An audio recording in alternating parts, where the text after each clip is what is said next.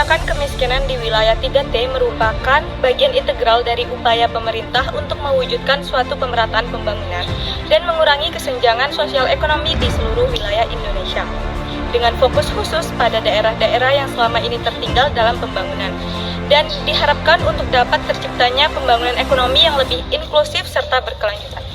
Daerah 3T adalah kepanjangan dari terdepan, terluar, dan tertinggal, yang mana merujuk pada kondisi di mana masyarakat di wilayah-wilayah ini menghadapi tantangan yang signifikan dalam hal akses terhadap sumber daya dan juga layanan dasar.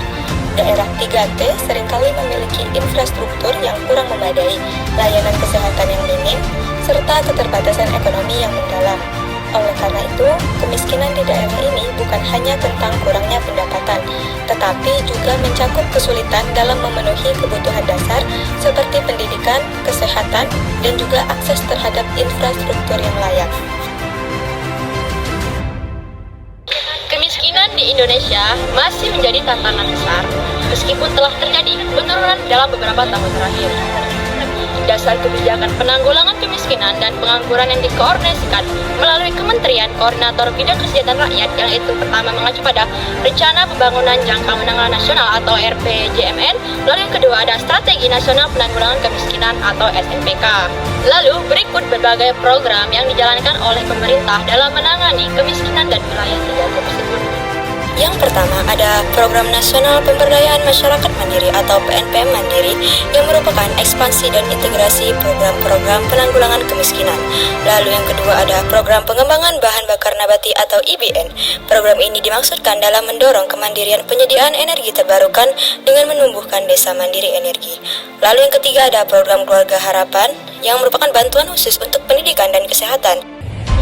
Adapun peran pemerintah pusat dan pemerintah daerah dalam kebijakan yang berorientasi pada kemiskinan dan wilayah 3T atau terdepan, terluar, dan tertinggal. Yang pertama, peran pemerintah pusat, yaitu 1. Perumusan kebijakan nasional. Pemerintah pusat memiliki peran penting dalam merumuskan kebijakan dan strategi nasional untuk mengatasi kemiskinan dan memprioritaskan pembangunan di wilayah 3T. Yang kedua, alokasi anggaran. Pemerintah pusat bertanggung jawab dalam mengalokasikan anggaran yang cukup untuk mendukung program-program pengentasan kemiskinan dan pembangunan di wilayah 3T. Yang ketiga, koordinasi dan pembinaan. Pemerintah pusat mengkoordinasikan dan membina pemerintah daerah. Yang keempat, monitoring dan evaluasi. Pemerintah pusat melakukan monitoring dan evaluasi secara berkala untuk mengukur keberhasilan dan mengidentifikasi kendala dalam implementasi. Peran organisasi dan masyarakat sangat penting dalam kebijakan pengentasan kemiskinan dan pengembangan wilayah terluar, tertinggal, dan terdepan atau 3T, serta dalam Program Nasional Pemberdayaan Masyarakat atau PNPM. Kolaborasi antara keduanya memastikan program-program berjalan efektif dan berkelanjutan. Adapun peran organisasi dalam kebijakan ini yaitu yang pertama LSM atau NGO, dengan melaksanakan program bantuan, advokasi, dan pemberdayaan masyarakat, serta memberikan pelatihan dan dukungan di lapangan. Yang kedua, organisasi internasional, dengan menyediakan dukungan dana dan berbagi pengalaman global dalam pelaksanaan program. Yang ketiga, sektor swasta, berkontribusi melalui program CSR yang mendukung pembangunan infrastruktur, layanan, dan peningkatan kapasitas masyarakat. PNPM atau Program Nasional Pemberdayaan Masyarakat merupakan program nasional dalam wujud kerangka kebijakan sebagai dasar dan acuan pelaksanaan program-program penanggulangan kemiskinan berbasis pemberdayaan masyarakat. Melalui program tersebut, diharapkan pada gilirannya dapat tercipta kemandirian dan kesejahteraan masyarakat untuk penanggulangan kemiskinan. Dalam hal ini, penulis mengangkat hasil evaluasi penerapan PNPM Mandiri pada Desa Sumberrejo, Kota Batu. Bantuan model program PNPM Mandiri Masyarakat ini dimanfaatkan antara lain sebagai program peningkatan bantuan modal bagi masyarakat miskin, peningkatan keterampilan masyarakat dan kegiatan sosial terutama bagi masyarakat miskin, kemudian fasilitas dan penguatan peran tim koordinasi pihak-pihak yang berpengaruh pada pelaksanaan PNPM melalui pembinaan dan pelatihan rapat koordinasi.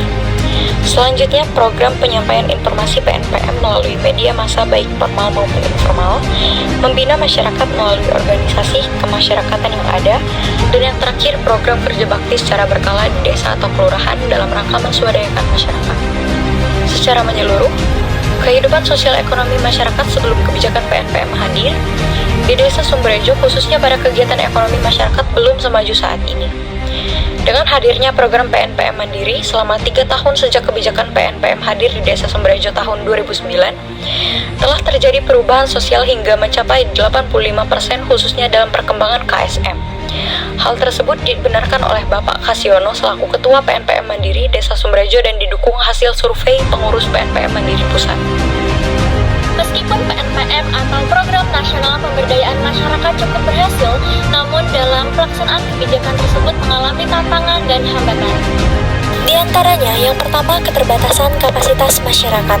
Di beberapa daerah, masyarakat masih memiliki kapasitas yang rendah, baik dalam hal pendidikan, manajemen proyek, maupun keterampilan teknis.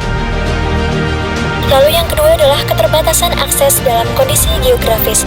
Kondisi geografis yang sulit dijangkau memperlambat distribusi material dan pelaksanaan proyek. Lalu yang terakhir adalah pengawasan yang kurang optimal. PNPM melibatkan penggunaan dana yang besar sehingga diperlukan pengawasan yang ketat untuk mencegah penyimpangan. Namun, pengawasan dari pemerintah dan pihak eksternal seringkali kurang efektif, terutama di daerah terpencil. Hal ini menyebabkan penyalahgunaan dana program seperti korupsi dan pemotongan anggaran. Sekian dari kelompok 2. Wassalamualaikum warahmatullahi wabarakatuh.